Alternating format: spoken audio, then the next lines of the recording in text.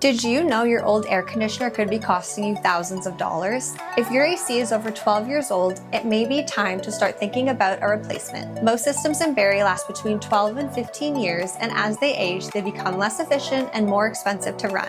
In fact, a new high-efficiency system can reduce your summer cooling costs by up to 40% compared to a 15-year-old unit. And it's not just your energy bills. If you're facing a major repair, the cost can add up quickly. A compressor replacement can cost anywhere from $1,800 to $3,500, and if your system still uses an R22 refrigerant, a single recharge can cost more than $1,000. The good news? There are currently rebates available for qualifying heat pump upgrades in Ontario. Depending on your home and heating source, you can receive up to $7,500 and in some cases up to $12,000 in rebates. So before you put more money into an aging air conditioner, it's worth taking a look at the numbers. Between lower energy bills, avoiding expensive repairs, and taking advantage of today's rebates, replacing your system may actually cost a lot less than you think.